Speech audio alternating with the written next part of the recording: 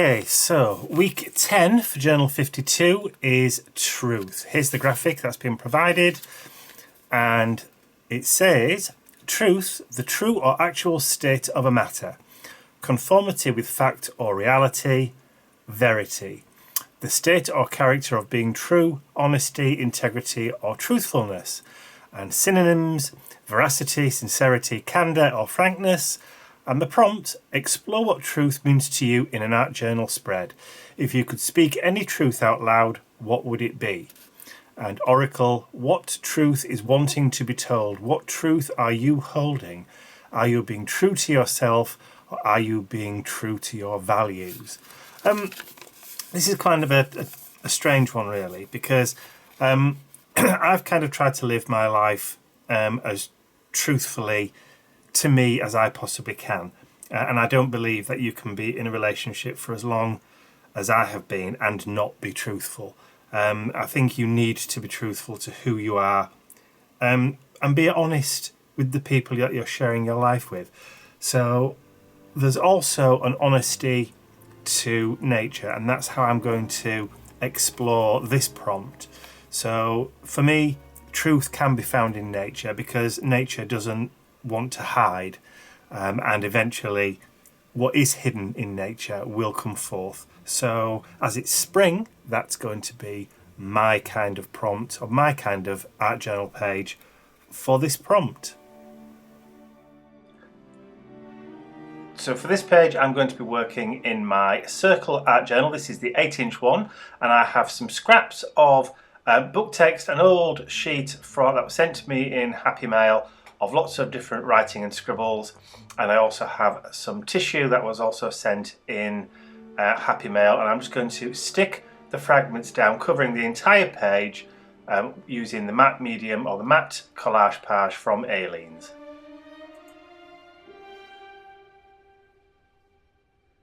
Because this is quite a repetitive process, I'm going to show you a little bit of what I'm doing, sticking it down, and then I will jump to the end where I've completely covered the entire page.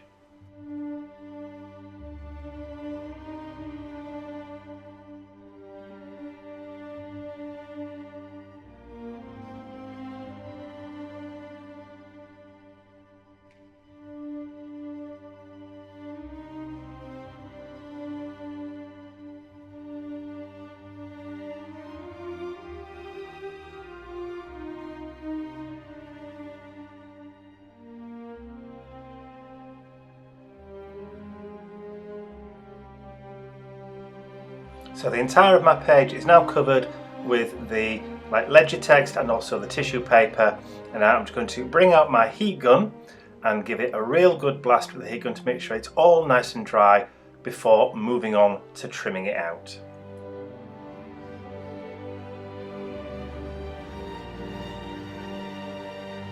Once it's all dry, I'm going to grab a pair of scissors and then remove all of the excess book text and paper from around the entire border of my circle journal page. Now we're all trimmed out, I'm going to cover the entire page with a thin layer of white gesso. This is the white gesso from Indigo Blue.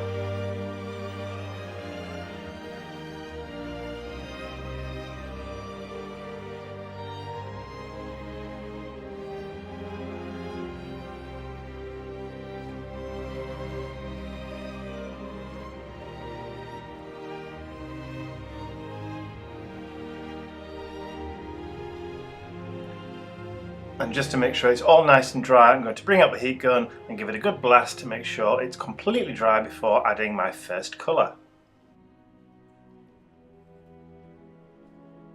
My first colour today is the light green acrylic paint from Reeves, and I feel like getting a bit messy, so I'm going to apply it with my fingers.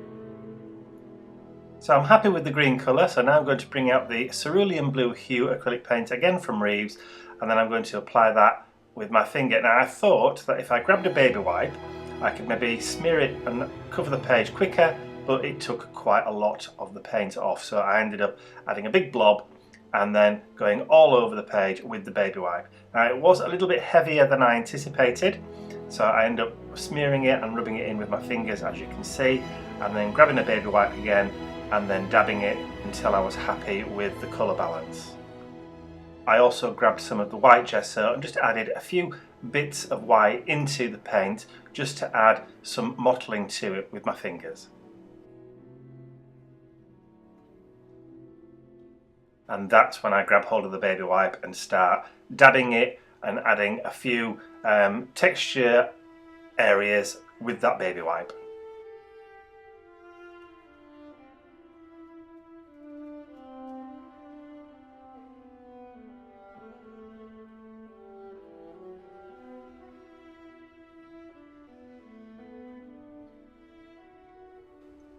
And once I'm happy with the colour, I need to make sure it's all nice and dry, so out comes the heat gun. Next colour is the cadmium yellow deep acrylic paint, again from Reeves, and this is just going to get a little smear in the top corner just to give an indication of some sunlight. I'm also going to add a few fingertips worth of the medium yellow acrylic paint also. So I want to create the effect of sunray, so I decided to bring out the sunray stencil from Indigo Blue, and using the white gesso and a stencil brush I just want to add a little bit of the gesso through the stencil to create that impression of sunlight.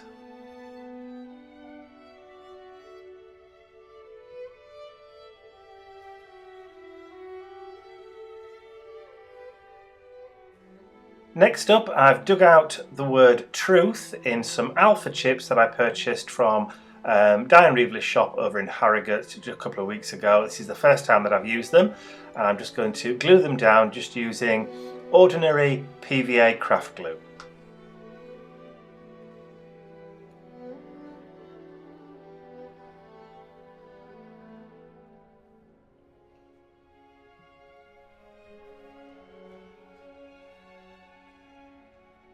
When I'm happy with the position of the letters on the page, I am going to allow the glue to dry for about 20 minutes before carrying on.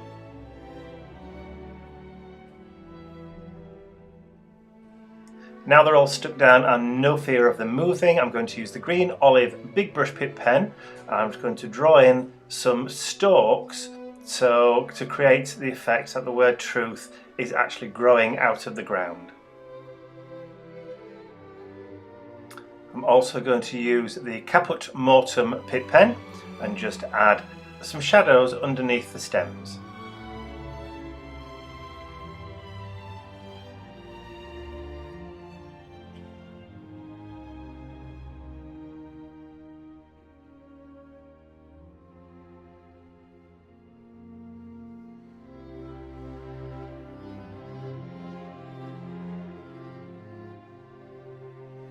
I also wanted to create a little bit of shadowing underneath the letters just to make them pop a little bit more off the page, so I decided to add some of that Caput Mortem Pit Pen around the edges, but I wanted to blend it a little bit, so I brought out some cotton buds that I have in the bathroom, and I'm just going to blend them just using the tips of the cotton bud because my fingers are too fat to get in the edges.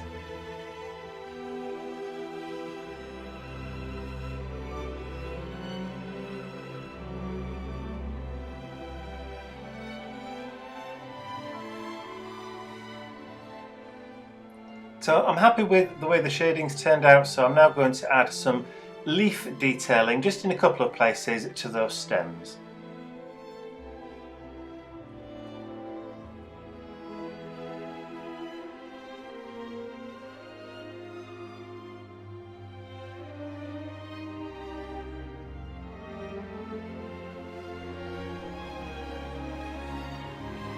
So I need to make sure that the India ink in the pit pens is nice and dry, so I'm just going to give it a quick blast with my heat gun and then I can start adding some more detail and shading. So with all the detail and the shading, I'm going to use the same two colours of artist pit pens, the green and the Caput Mortem brown. If the pens look different, it's because I have two different sizes. One is the standard size and one is the big brush artist pick pen. So as you can see, I'm just blending it onto the page using my finger while it's still wet.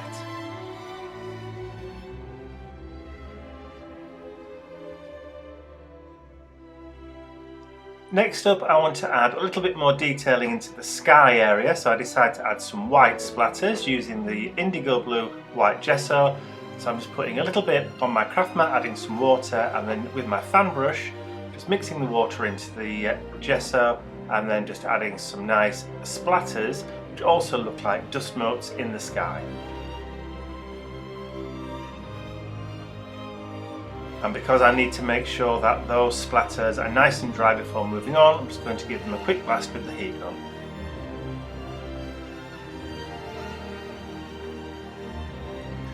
Now the splatters are dry, I'm going to add some colour into those leaves just at the bottom of the page.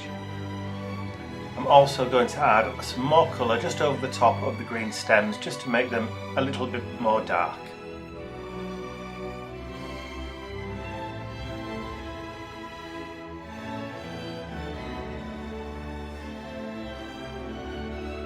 And while I've got the green pen in my hand, I'm going to add a little bit more colour to the base of my stems.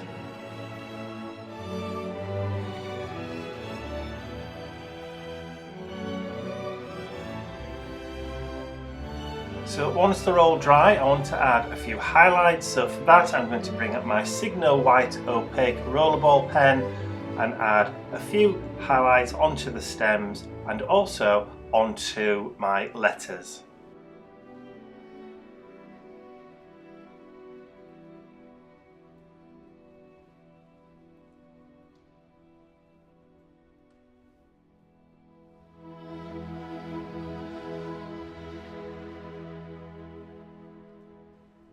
And the white lines and doodle dots really do help to pull all the elements of your page together.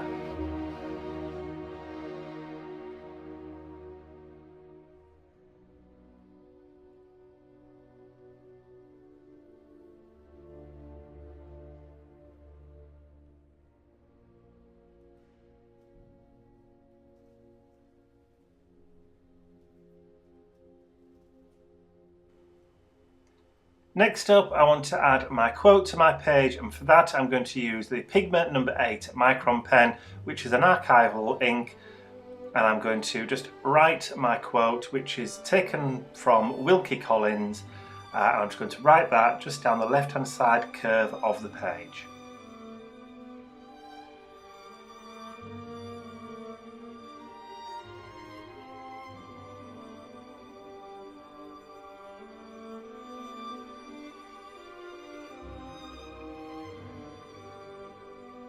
And the quote reads, "It is the nature of truth to struggle to the light."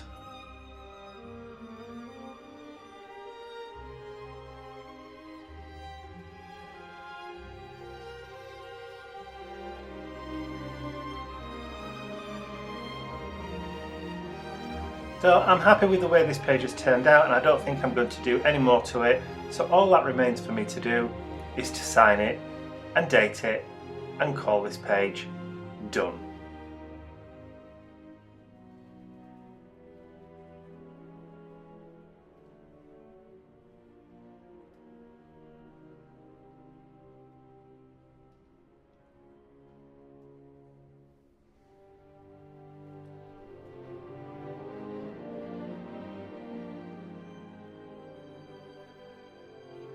So I hope you've enjoyed my take on the week 10 prompt from Journal52, which was the word truth. If you have enjoyed it, please remember to give it a thumbs up, share the video with all your friends, and if you haven't subscribed to my YouTube channel already, you can do so by clicking the button at the end of the video.